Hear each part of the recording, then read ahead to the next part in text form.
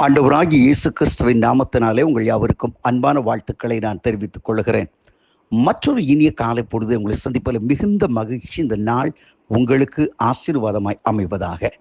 இன்றைக்கு நான் உங்களோடு தியானிக்க விரும்புகிற ஆண்டோடைய வார்த்தை 1 நாளாகமும் 6ஆம் அதிகாரம் 4ஆம் வசனம். 1 நாளாகமும் 6ஆம் அதிகாரம் 4ஆம் வசனம். வேதவசனம் சொல்கிறது, தம்முடைய வாக்கினால் சொன்னதை தம்முடைய கரத்தினால் நிறைவேற்றுவார்.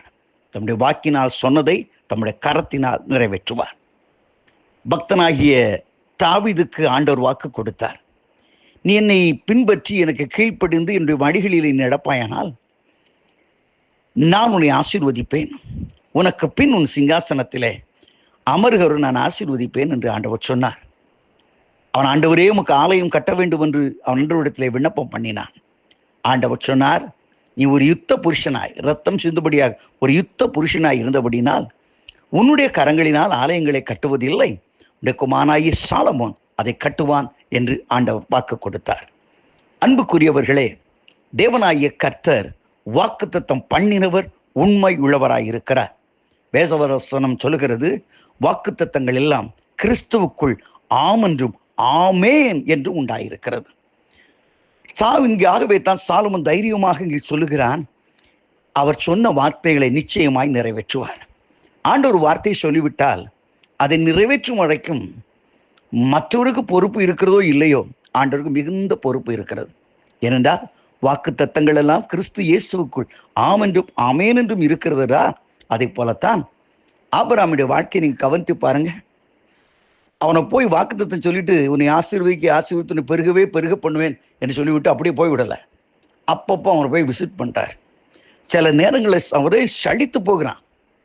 என்ன இவர் வராரு, ஆசீர்வதிக்கிறேன் போறான்னு சொல்லி. நீங்கள் ஆதியாகமம் 15ஆம் அதிகாரத்தை பாருங்க. இருக்கட்டும் ஆண்டவரே, ஆசீர்வதிக்கலாம் இருக்கட்டும், மகாபரிய பலன் கேடகம் அதெல்லாம் இருக்கட்டும், எனக்கு நீர் என்ன தருவீர், நான் பிள்ளையாமல் இல்லாமல் இருக்கிறேன் என்றெல்லாம் சலித்து விட்டான். அருமையானவர்களே, ஆனாலும் ஆண்டவர் வாக்குத்தத்த வசனங்களை உறுதிப்படுத்தி அவனை நிலைப்படுத்தி அவனுக்கென்று ஒதுக்கின அற்புதமான ஒரு குமாரனை கொடுத்து அவனுடைய வம்சத்தை பெருக பண்ணவில்லையா? இன்றைக்கு நான் சொல்லுகிறேன், உங்களுக்கு வாக்குத்தத்தம் பண்ணினவர் உண்மையுள்ளவராய் இருக்கிறார். அவர் நிச்சயமாக நிறைவேற்றி முடிப்பார். ஒருவேளை இன்னைக்கு ஆண்டவர் சொன்ன வார்த்தை இல்லையே, ஆண்டவர் சொன்னபடி எனக்கு வேலை இல்லையே, ஆண்டவர் சொன்னபடி எனக்கு குழந்தை இல்லையே, ஆண்டவர் சொன்னபடி என் வாழ்க்கையில விருத்தி இல்லையே, ஆண்டவர் சொன்னபடி என் வாழ்க்கையிலே நான் எதிர்பார்த்த காரியங்கள் நடைபெறவில்லை என்று கலக்கத்தோடு இருக்கலாம்.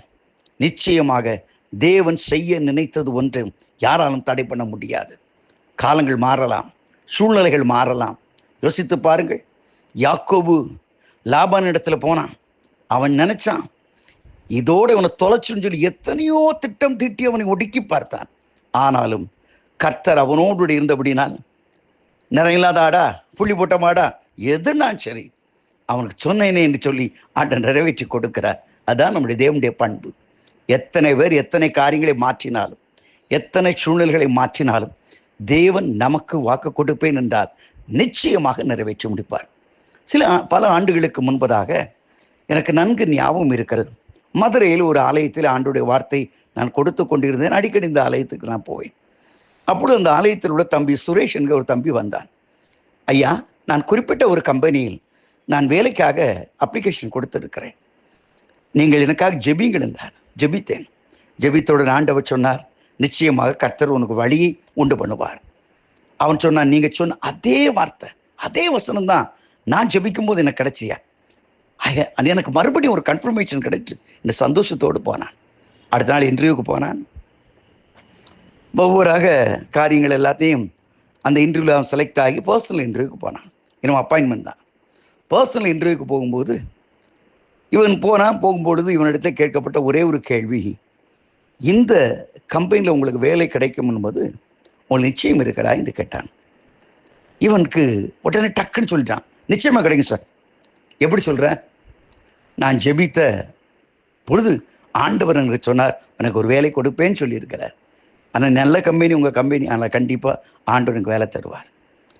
அப்பொழுது அங்கே இன்டர்வியூ பண்ணி கொண்டு இருந்த அந்த ஜிஎம் சொன்னாராம், என்னுடைய பேர் சோ என்று சொல்லிவிட்டு சொன்னாராம், இந்த வெங்கட்ராமன் இருக்கும் வரைக்கும் இந்த கம்பெனியில் உனக்கு இடமே கிடையாது, போ என்று சொல்லி அனுப்பி விட்டாராம். தேங்க்யூ சார் என்று வந்து விட்டான். வீட்டுக்கு வந்தான். எல்லாரும் கேட்டாங்கன்னாப்பா செலக்ட் ஆகிட்டியா? இப்படி நான் சொன்னேன், இப்படி அனுப்பி விட்டான். அவ்வளோதான் சொன்னாங்க. அந்த கம்பெனி கொஞ்சம் நமஸ்காரம் பண்ணி கொஞ்சம் புகழ்ந்து பேசியிருந்தா உனக்கு வேலை கிடைச்சிருக்கலாம். அதிக பிரசங்க. இவன் சொன்னான், கர்த்தர் சொன்னபடி எனக்கு செய்வார் என்று காத்திருந்தான். ஏற்ற வேலை வந்தது.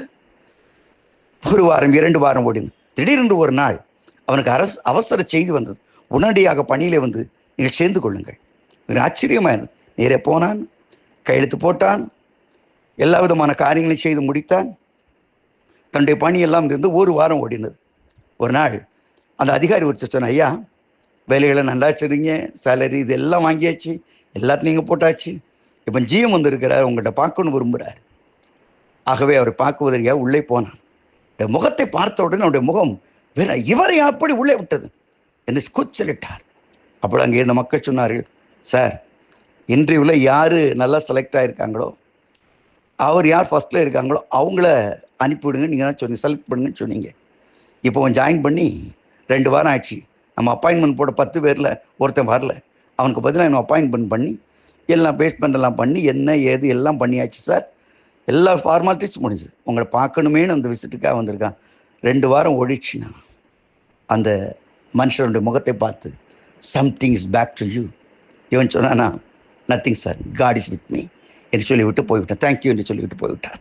கர்த்தருடைய வார்த்தை இருக்கிற மனுஷன், கர்த்தருடைய வாக்குத்தத்தத்தை பெற்ற மனுஷனை யாராலும் அசைக்க முடியாது. இன்னைக்கு நான் சொல்கிறேன், அவர் உங்களுக்கு வாக்கு கொடுத்தாரானால் நிச்சயமாய் நிறைவேற்றுவார். அப்படிப்பட்ட ஒரு இனிய நாளாக இருக்க ஆண்டவரை ஸ்தோத்தரித்து கிருபையிலே பெருகுவோமா? God bless you. Amen.